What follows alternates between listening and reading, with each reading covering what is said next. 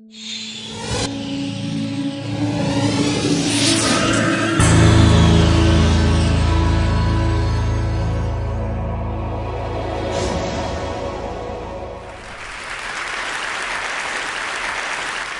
a garbage man.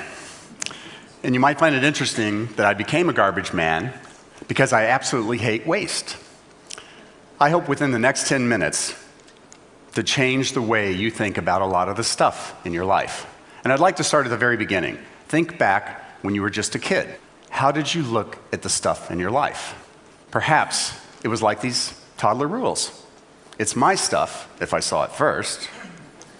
The entire pile is my stuff if I'm building something. The more stuff that's mine, the better.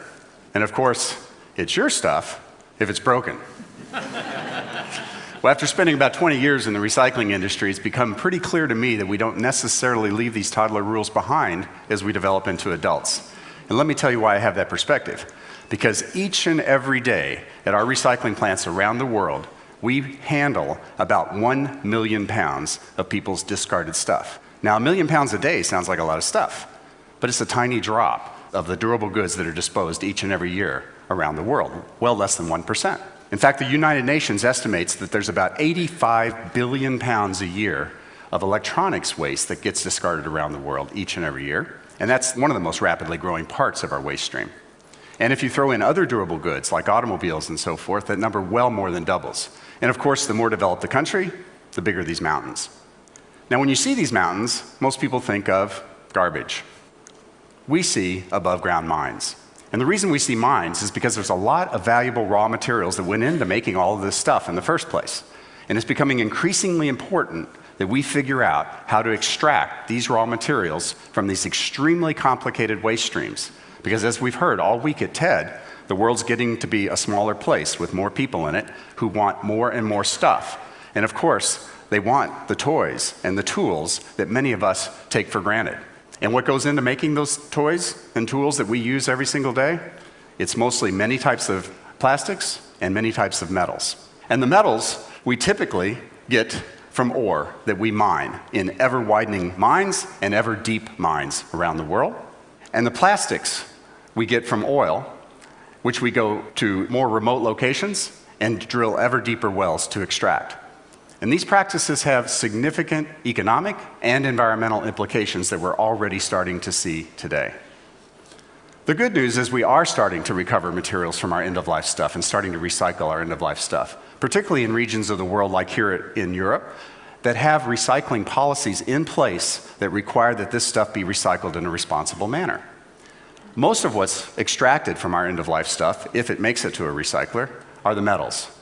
To put that in perspective, and I'm using steel as a proxy here for metals because it's the most common metal, if your stuff makes it to a recycler, probably over 90% of the metals are going to be recovered and reused for another purpose. The plastics are a whole other story. Well less than 10% are recovered. In fact, it's more like 5%. Most of it's incinerated or landfilled. Now, most people think that's because plastics are a throwaway material, have very little value. But actually, plastics are several times more valuable than steel. And there's more plastics produced and consumed around the world on a volume basis every year than steel. So why is such a plentiful and valuable material not recovered at anywhere near the rate of a less valuable material? Well, it's predominantly because metals are very easy to recycle from other materials and from one another. They have very different densities, they have different electrical and magnetic properties, and they even have different colors. So it's very easy for either humans or machines to separate these metals from one another and from other materials. Plastics have overlapping densities over a very narrow range. They have either identical or very similar electrical and magnetic properties, and any plastic can be any color, as you probably well know. So the traditional ways of separating materials just simply don't work for plastics. Another consequence of metals being so easy to recycle by humans is that a lot of our stuff from the developed world, and sadly to say, particularly from the United States, where we don't have any recycling policies in place, like here in Europe, finds its way to developing countries for low-cost recycling. People for as little as $1 a day pick through our stuff, they extract what they can, which is mostly the metals, circuit boards and so forth, and they leave behind mostly what they can't recover, which is, again, mostly the plastics. Or they burn the plastics to get to the metals in burn houses like you see here. And they extract the metals by hand. Now, while this might be the low economic cost solution, this is certainly not the low environmental or human health and safety solution. I call this environmental arbitrage. And it's not fair, it's not safe, and it's not sustainable. Now, because the plastics are so plentiful, and by the way, those other methods don't lead to the recovery of plastics, obviously, but people do try to recover the plastics. This is just one example. This is a photo I took standing on the rooftops of one of the largest slums in the world in Mumbai, India. They store their plastics on the roofs, they bring them below those roofs into small workshops like these, and people try very hard to separate the plastics by color, by shape, by feel, by any technique they can. And sometimes they'll resort to what's known as the burn and sniff technique, where they'll burn the plastic and smell the fumes to try to determine the type of plastic. None of these techniques result in any amount of recycling in any significant way. And by the way, please don't try this technique at home. So what are we to do about this space-age material, at least what we used to call a space-age material, this plastics? Well, I certainly believe that it's far too valuable and far too abundant to keep putting back in the ground or certainly send up in smoke. So about 20 years ago, I literally started in my garage tinkering around trying to figure out how to separate these very similar materials from each other, and eventually enlisted a lot of my friends in the mining world, actually, in the plastics world. And we started going around to mining laboratories around the world because, after all, we're doing above-ground mining. And we eventually broke the code.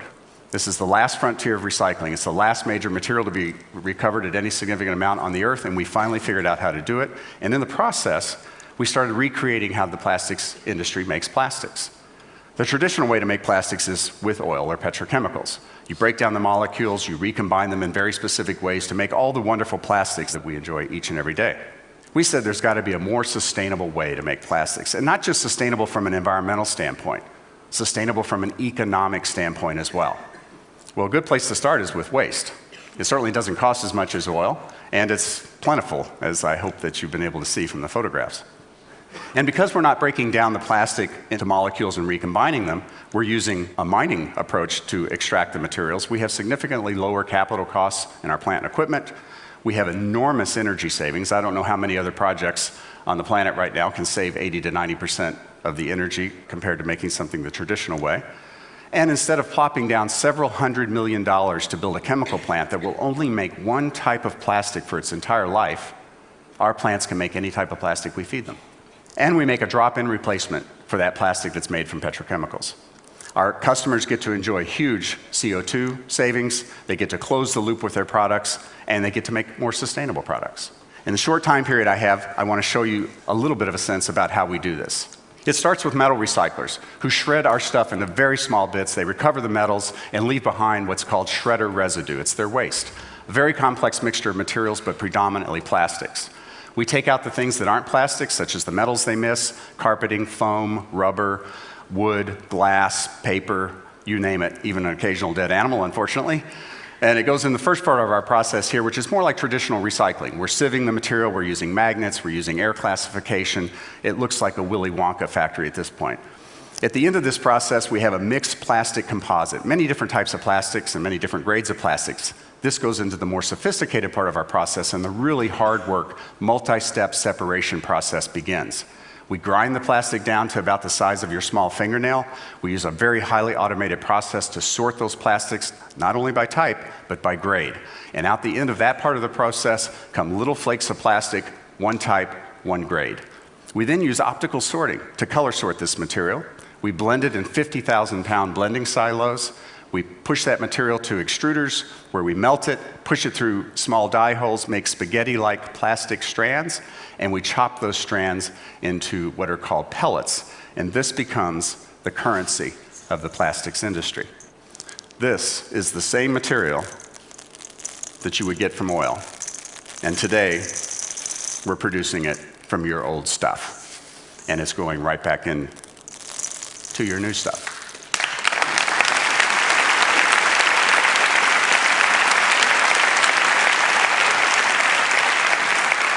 So now, instead of your stuff ending up on a hillside in a developing country, or literally going up in smoke, You can find your old stuff back on top of your desk in new products, in your office, or back at work in your home. And these are just a few examples of companies that are buying our plastic, replacing virgin plastic to make their new products. So, I hope I've changed the way you look at least some of the stuff in your life. We took our clues from Mother Nature. Mother Nature wastes very little, reuses practically everything. And I hope that you stop looking at yourself as a consumer. That's a label I've always hated my entire life. And think of yourself as just using resources in one form until they can be transformed to another form for another use later in time. And finally, I hope you agree with me to change that last toddler rule just a little bit to, if it's broken, it's my stuff. Thank you for your time.